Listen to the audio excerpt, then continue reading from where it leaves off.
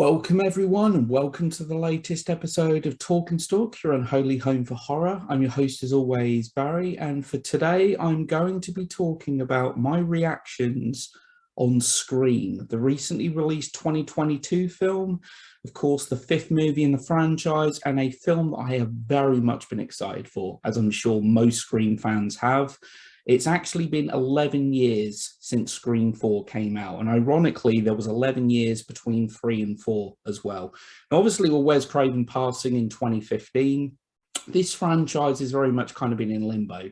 You know, a lot of us have been kind of asking, are we ever going to get a fifth Scream film? And then, of course, it was announced a while back that, yes, we are.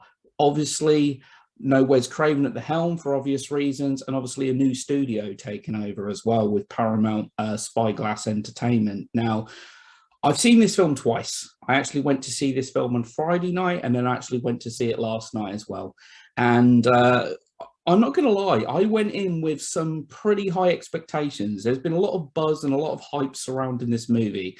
And I am one of them people that actually prefers Scream 4 to 3. I actually thought Scream 4 was actually an improvement on Scream 3. But in all honesty, I don't feel like we've had a great Scream film since Scream 2. So I went into this film and I will just say that this is going to be spoiler free. Okay, I'm going to record another video at a later date, maybe by the end of this week, or next week, should I say, discussing spoilers. But at the moment, I'm going to try and talk about this film without actually diving into any spoilers, which is actually quite difficult to do. So my early impressions, first viewing, I walked out, I really liked it. Okay, I have got some issues with this film, particularly in the final act. Not to go into details or anything, but the climax of the film actually did feel somewhat rushed to me. That said, I thought this was a really solid entry in the franchise.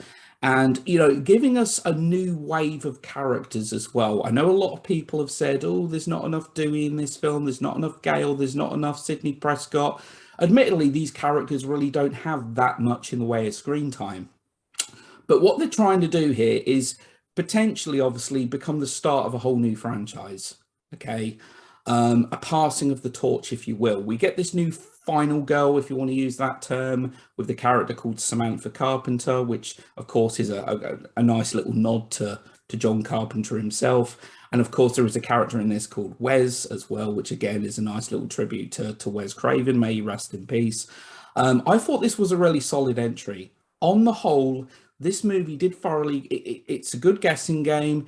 It thoroughly kept me entertained from start to finish. Some of the kills are really quite brutal. Now, admittedly, where the movie falls apart for me at the seams is going into the final act. Okay.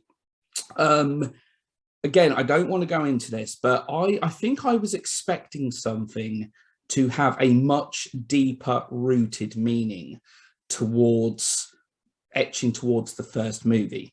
Okay. The motifs, killers reveal that we get in this film, I was actually quite disappointed with. Yeah, to me personally, this was probably the second weakest reveal in the franchise. Now, that said, there was a lot of stuff in this film to appreciate. This film did have a somewhat darker edge to it. Sure, there's comedy, and for the most part, a lot of the humor actually did work for me. There is a couple of new characters that I have actually taken to. I think Jennifer Ortega is great. And to quickly mention that I think this film has actually the best opening since Scream 2. I mean, you're not going to get close to the first two openings, you know, the first two films. Them openings were great. They were impactful. Scream 3 has the weakest opening, in my opinion. I get it, Cotton Weary, a returning character, brutally killed in the opening, but I just didn't feel anything. To me, that whole opening just fell flat. Scream 4's opening was kind of ingenious, you know, incredibly, obviously, very meta. And that's the thing with this movie as well. There's a great level of meta-ness to it as well. It clearly makes a lot of commentary about the age that we're living in as well. The Scream films have pretty much always done that, though. You know, these movies are meta now. I didn't want a movie that's going to be bashing me across the, you know, Scream was lightning in a bottle. When Scream came out, it did a very good job of successfully reviving the slasher genre. It was a huge success. It was, for the main part, a critical success as well. And it kind of, in a way, gave birth, even though there were postmodern horror films prior to that, a la Wes Craven's New Nightmare, which came out a couple of years before. This is the film that really kind of commercialized postmodern horror, if you will. The thing is, it was fresh. We're 5 movies into this franchise now. How can you possibly keep it fresh? Well, I think they do a good job, all in all. In all honesty, in my opinion, this is the best Scream film since Scream 2. I actually would put this just above the 4th one and way above the 3rd. As I said, I'm not really a big fan of the 3rd one. I mean, it's a fun slasher flick for what it is. I just felt like the franchise was really becoming a parody of itself. Now, you could actually say that about this movie in terms of it's, at the end of the day, we know this film is poking fun, but there is that balance between intensity and poking fun. And what this movie has to do, it has to appease to fans of, obviously, the already existing 4 movies, you know, with Sidney Prescott, Gale, and Dewey, as well as bringing a whole new wave of characters. So basically trying to push this franchise forward. But it's how many times can you make this franchise about Sidney Prescott or Dewey or Gale Evans? I went into this film wanting this film to actually take some risks. Now, I'm not really going to say what them risks are, but I wanted this film to do that. I'm also not going to say if this film does do that. But I mean, honestly, considering this is like the 5th movie in a slasher movie franchise, it was a very good installment. You know, as I said, it does have some, I feel like it does have some issues into the final act. The motive, the reveal kind of fell flat for me somewhat. But that said, I actually enjoyed this film a little more second time round. I think the first time I went in, I was expecting for a big wow moment, like a big, huge shock reveal. And for me personally, there wasn't one. There wasn't one at all. There is another aspect in this film that I'm really not keen on. Again, I can't go into it until I talk about spoilers. There is an aspect, there's an aspect that is played throughout the movie concerning the main character of this film. I really didn't care for it, in all honesty. I understand why it was there, but it just felt really kind of tacked on and unnecessary for me personally. And again, you know, at the end of the day, it's a horror movie. It's a slasher film. Okay, there's always going to be completely and utterly nonsensical moments, and this film definitely had them moments, without a doubt. But as I said, 5th movie in a franchise. I personally think that this is the best film since Scream 2. I think the film pays respect to Wes Craven. I think it does a good job of doing that. You know, being a Scream movie, there's plenty of little Easter eggs and references. There's definitely some very kind of blink and you'll miss it moments. There are certain things I didn't notice upon a first time viewing that when I saw it a second time, I'm like, wow, how did I miss that?